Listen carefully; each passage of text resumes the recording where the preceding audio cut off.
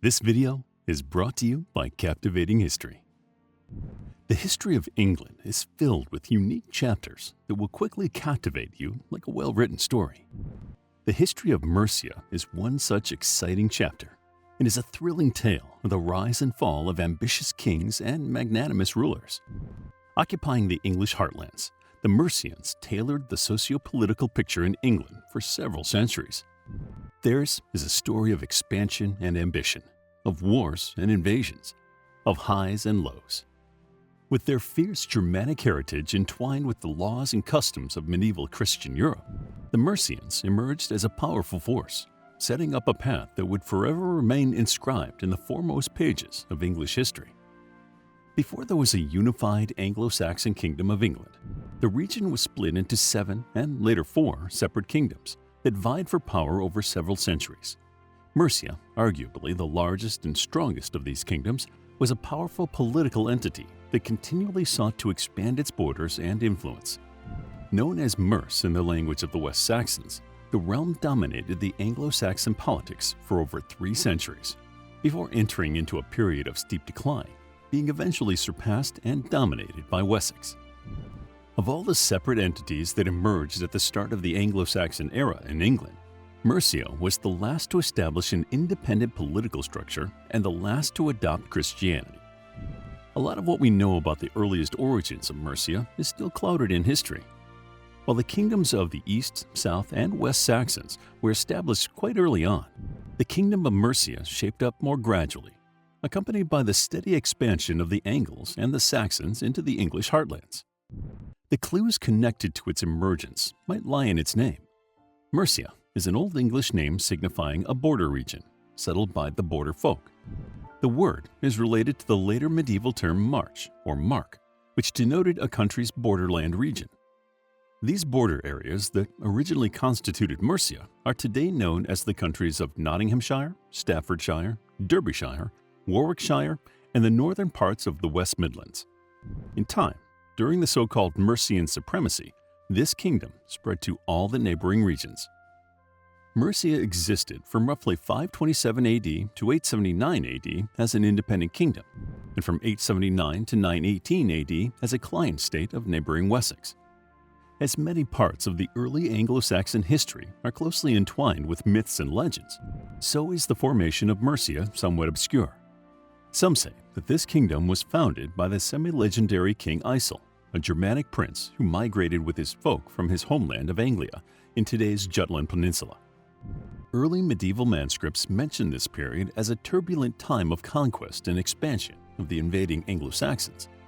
Aesil and his folk were said to have progressed beyond the Kingdom of East Anglia and into the territories of Mercia, where they waged war on the Britons dwelling there.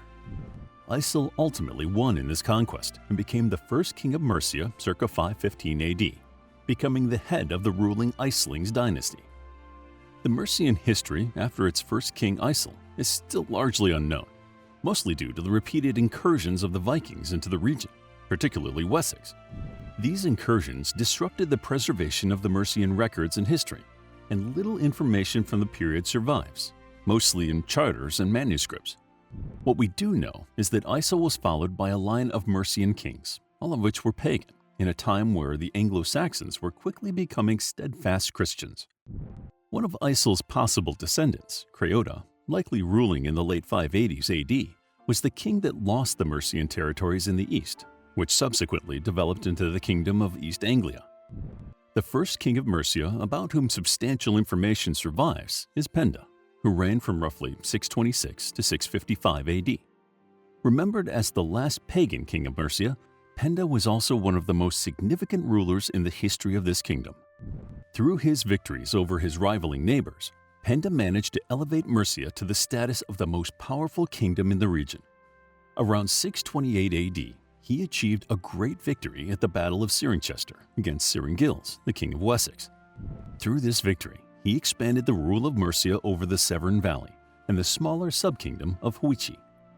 Nevertheless, the Mercians still had to face their main opponent, Northumbria. To further his chances at victory, King Penda allied himself with the Welsh ruler, Cadwallon ap Cadfin. Together, these two kings achieved a magnificent victory against the Northumbrian king Edwin in 633 AD at the Battle of Hatfield Chase. Edwin and his son were both killed, and the Kingdom of Northumbria promptly collapsed. Following this, Mercia expanded its territories even further. When a new Northumbrian king arose, Oswald, once more threatening Mercia, Penda swiftly responded and defeated him in 642 AD at the Battle of Maserfield. However, Mercia's period of dominance came to a stop unexpectedly. In 655, seeking to vanquish his Northumbrian rivals once and for all, King Penda led a campaign beyond his borders. Alas, on November 15, 655 AD, his forces were crushed in the fierce Battle of Winweed against the Northumbrian king Oswio. King Penda himself was slain in this battle, and the aftermath of this was significant in the overall fate of Mercia. Modern historians tell us this was the effective demise of Anglo-Saxon paganism in England. Christianity was firmly rooted in Mercia after Penda's downfall. Penda's son adopted Christianity in 653 AD and was ruled over by the kings of Northumbria. A revolt soon erupted in Mercia, seeking to shed the shackles of Northumbrian overlordship. Around this time appeared Wulfhere, a son of the great Penda, who managed to overthrow and drive out Oswio, limiting the domination of Northumbria. In the generations that followed Wulfhere, the region was in near constant struggle, with borders between Mercia, Wessex, and Northumbria shifting continually. However, the appearance of a new Mercian king, Offa, was about to change everything. Considered as the most powerful king in the history of Mercia and one of the greatest of all Anglo-Saxon monarchs, Offa came to the throne in 757 AD, after a brief period of civil war following the assassination of the previous Mercian king Ethelbald. Offa had a lengthy reign of 39 years, which greatly increased his kingdom's power. He consolidated his sovereignty over the people of the Midlands, and by 771 AD, he controlled Kent and Sussex. However, by the 780s, Mercian power spread through most of southern England. He allied himself with both the kings of Wessex and Northumbria by marrying off his daughters to them, yet he never managed to exert his power over Northumbria. Still, at the zenith of his rule, Mercia was the supreme and most powerful kingdom in the region, and the period became known as the Mercian supremacy. There was one region, however, where Offa could not exert his power: Wales. After leading several campaigns against several Welsh kingdoms, Offa decided to strengthen his western borders by constructing a massive earthen defense system. Known as the Offa's Dyke, this system of linear trenchwork runs from the River Dee estuary in the north all the way to the Severn estuary in the south. It separated Offa's kingdom from those of the Welsh and served as a defense against any possible incursions from the west. It is a major heritage to Offa's long and successful rule. The Mercian Golden Age would not survive for long after Offa was gone. The rulers that came after him all struggled to preserve the established boundaries of Mercia and faced revolts across their realm. All the while, the neighboring kingdom of Wessex slowly built up its power under the ambitious King Egbert and his son, Ethelwulf. Roughly 30 years after the death of the great King Offa, the Mercian power in the region was forever shattered. This occurred in 825 AD, when the Wessex army, led by Egbert and Ethelwulf, crushed the Mercian forces led by their king Beornwulf. Following this, Essex, Kent, Sussex, and Surrey all fell under the dominance of Wessex, while East Anglia quickly deposed Mercian rule and allied itself with Wessex. In the following decades, Mercia was but a shadow of that great Anglo-Saxon kingdom which Offa managed to establish. The ever-increasing incursions of the Vikings destabilized the region even further, and Mercia's territory decreased gradually, along with its power. By 883 AD, during the rule of the Mercian king Ethelred, the kingdom was under the overlordship of Wessex, which was rising as the fundamental power in the region. Ethelred also married Ethelfled, daughter of the renowned Alfred, the great king of Wessex, and one of the earliest unifiers of Anglo-Saxon England. When her husband died, Ethelfled ruled the kingdom of Mercia successfully until her death in 918. However, when she was succeeded by her daughter Elfwin, the latter could not preserve her kingdom. Just 6 months after she came to the throne, the eldest son of Alfred the Great, Edward the Elder, completely annexed Mercia, effectively ending its history as an independent political entity. Edward the Elder was, in turn, succeeded by his son, Aethelstan, who became the first king of a unified Anglo-Saxon England. Subsequently, Mercia was seen as merely a province within the English kingdom.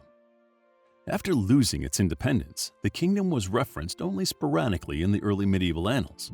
The last known mention of Mercia was made in 1017 AD, while the Mercian people were last mentioned in 1049 AD. The fate of Mercia provides excellent insight into the turbulent area of the early Middle Ages in England.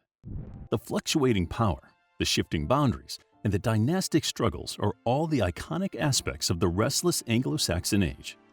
Like many of its rivals, Mercia saw its periods of ascension and decline until it was finally tossed to the dusty corners of history, surpassed by new developments and global changes. But most importantly, it gave way to a much more powerful thing.